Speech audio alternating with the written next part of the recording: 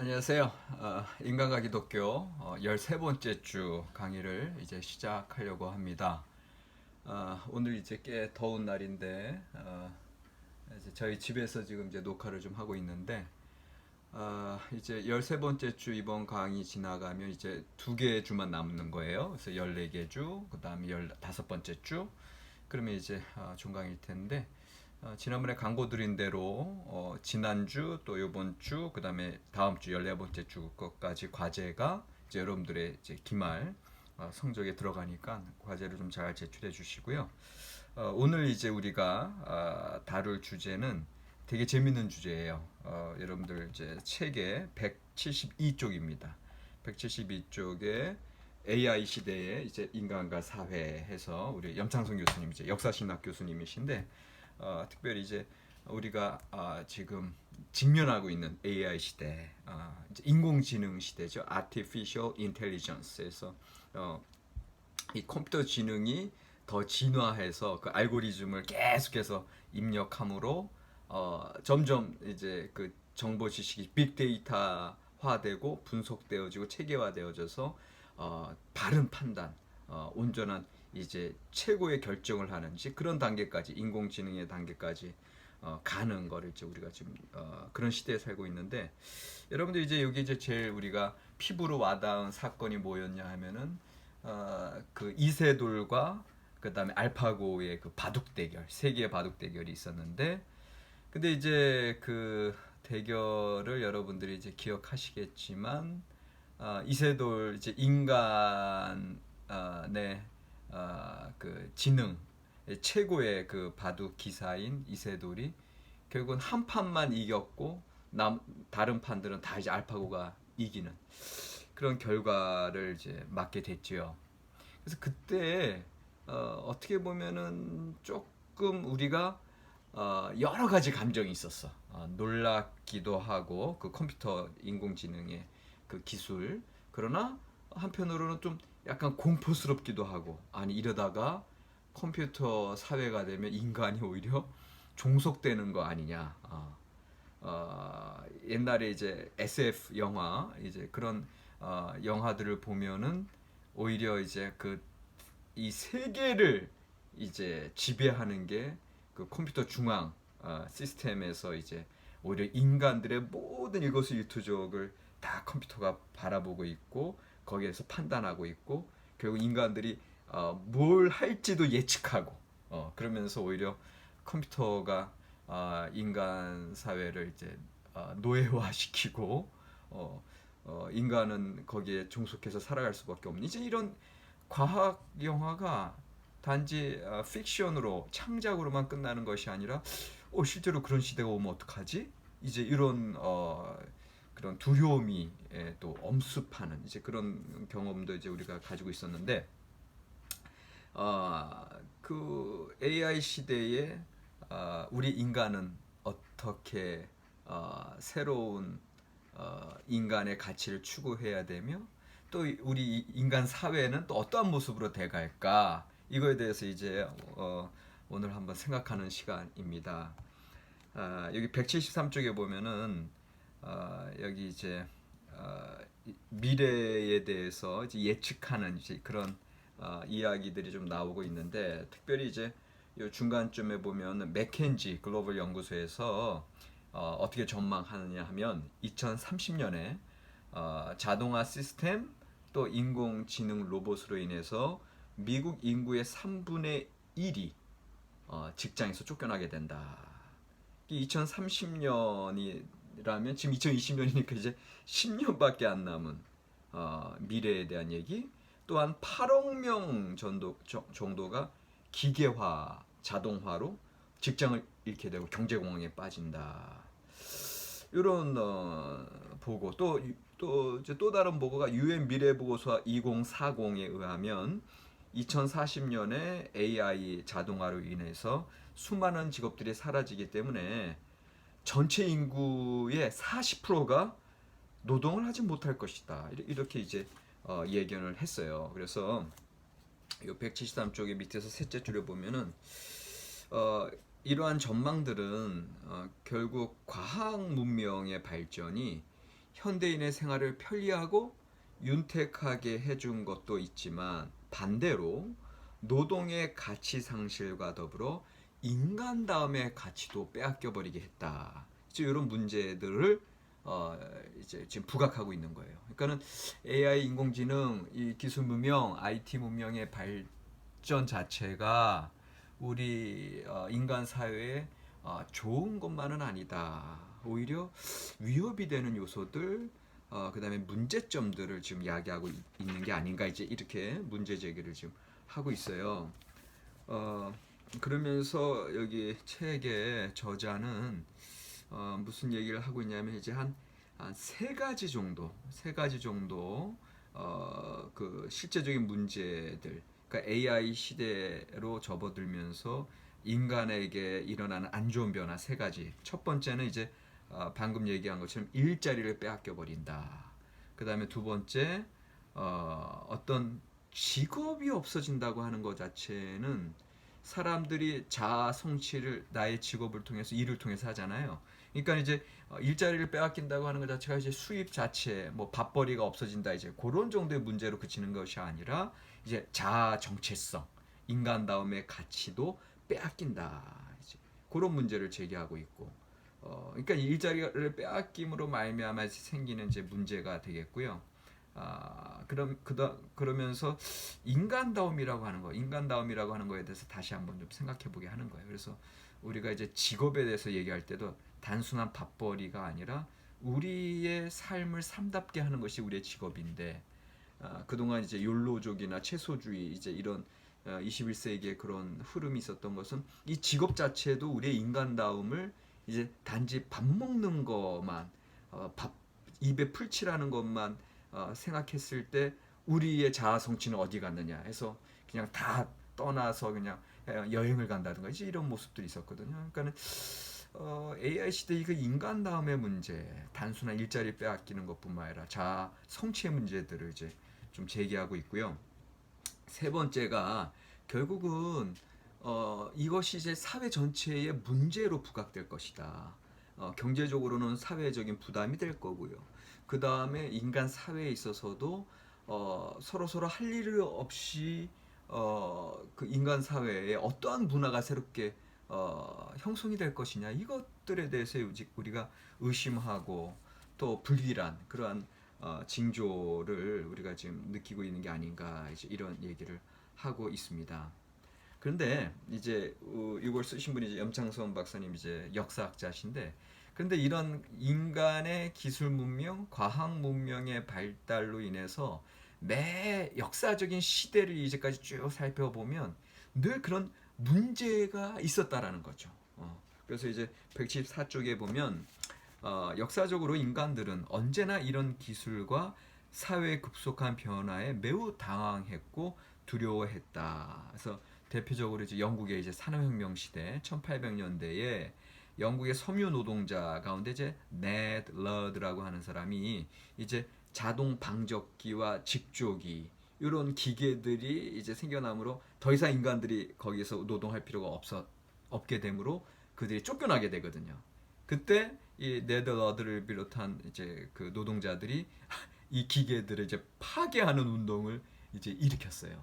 이런 문제들도 있었고, 옛날에 또 1955년 미국에서 포드 자동차 회사에서 노동자들이 그 조립 라인이 이제 자동화되는 거, 이거를 경제계의 프랑켄슈타인이다, 괴물로 규정하면서 저항을 이제 펼치는 걸 봤을 때 결국 과학기술 문명이 인간에게 편리하게 해주는 거, 효율성을 극대화시켜주는 거, 이런 것들은 있었으나 동시에 이것으로 인해서 직업을 빼앗긴 사람들이 이제 거기에 대해서 저항하는 거.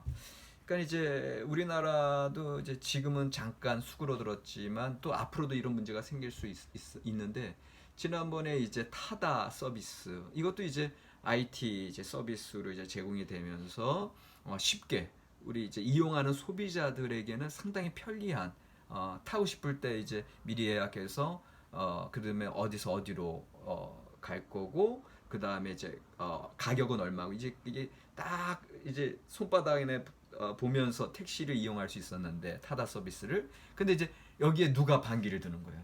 택시 운전 기사분들이 반기를 들 수밖에 없죠. 왜냐하면 당장 사람들은 편리한 거 요걸로 가면 그러면 택시를 이용하는 분들이 이제 없어지게 되고 그럼 이제 택시 기사분들이 직업을 잃게 되잖아요. 그러니까 이런 문제들이 항상 생긴다라는 거죠.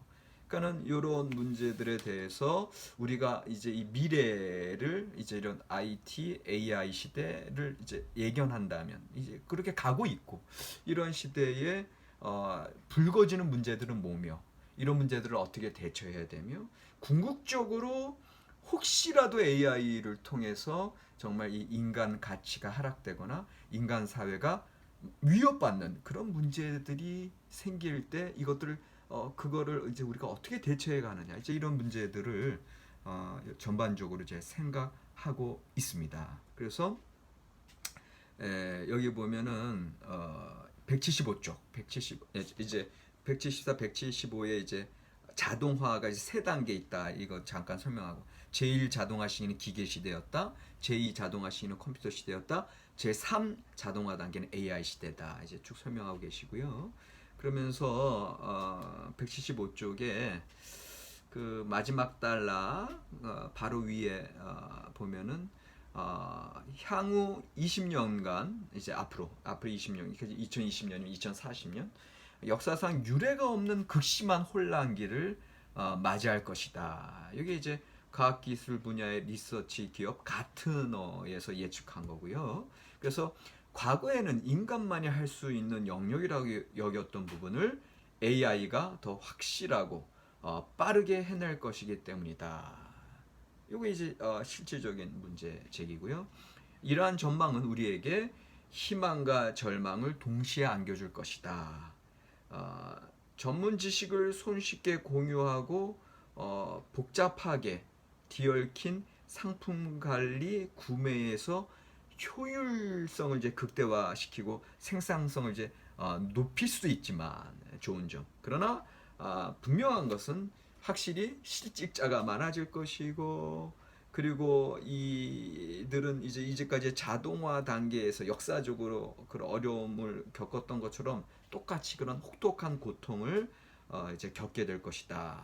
그런데 지금까지는 혹독한 고통을 겪은 사람들이 육체 노동자라면 앞으로는 지식 노동자들이 어려움을 겪을 것이다 하면서 이제 176쪽으로 넘어가는 거예요. 거기서 보면 아닌 게 아니라 맥켄지 글로벌 연구소에서 지식 노동자들을 기존의 7가지 범주로 구분하고 이제 이 분야에 종사하는 분들이 이제 AI 시대에 이제 어려움을 당한다. 요걸 이제 예측하는 거죠.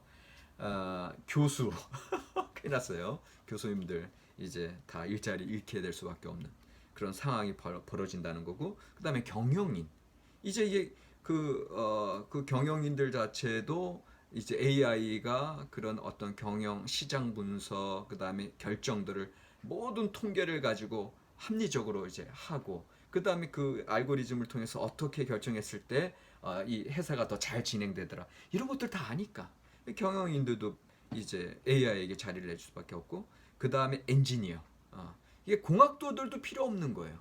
굳이 공학도들이 뭐 계산하고 뭐 설계도 만들고 필요 없어. 컴퓨터가 다 하니까. 그 다음에 네 번째가 과학자들.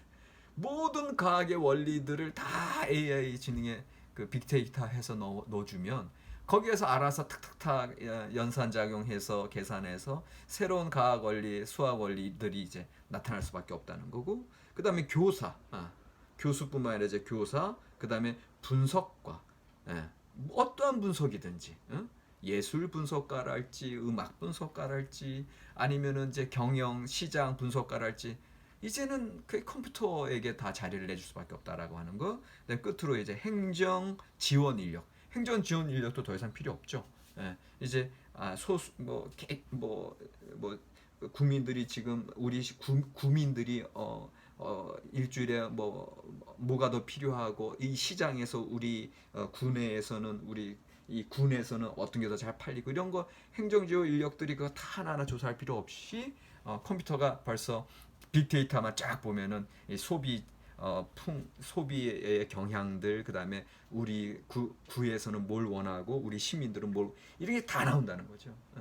그러니까 참 AI 시대로 들어가면 특별히 이제 육체 노동자들은 이미 이제 직업을 잃어가고 있고, 이제 이 AI 시대로 접어들면서 이제 지식 노동자들조차도 그런 어려움을 당하게 된다.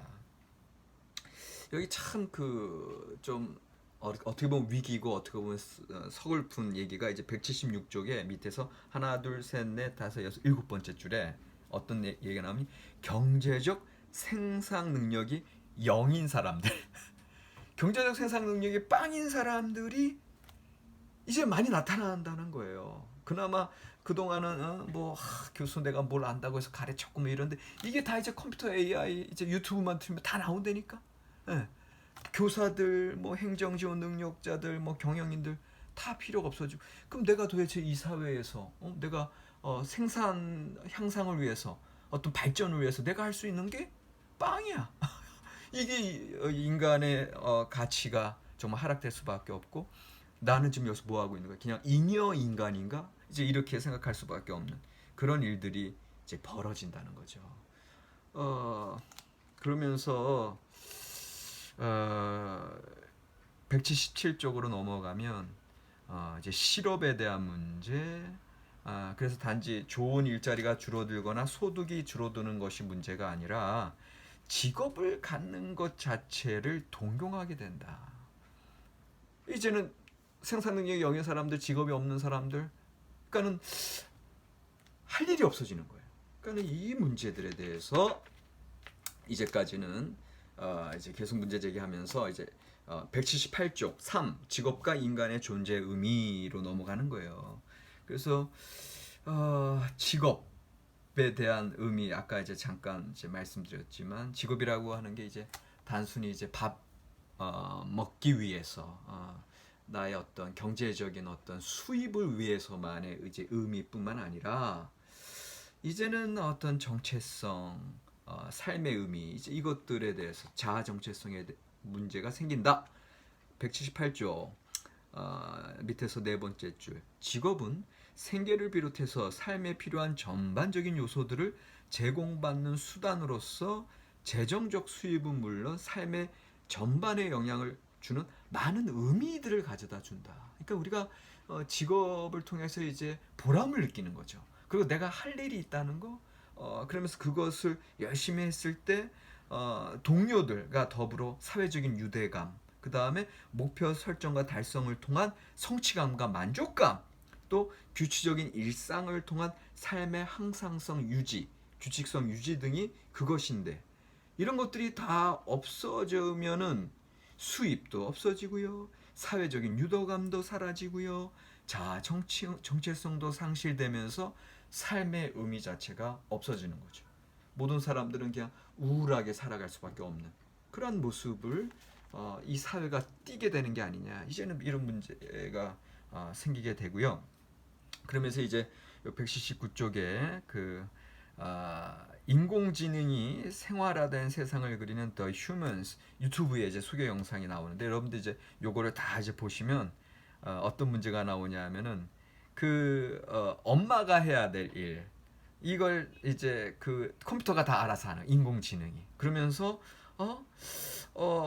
이 저기 여기 보면 이제 아니타라고 하는 인공지능이 딸에게 동화를 읽어주고 매사에 엄마처럼 행동하면서, 그러면서 이제 그 엄마의 자리 또 아내의 자리를 이제 빼앗아가는, 이제 이런 모습들을 이제 쭉 보여주면서 이런 것들이 실제로 우리의 삶에 이제 실제로 부딪히는 문제가 될 것이다, 이걸 얘기하고 있거든요.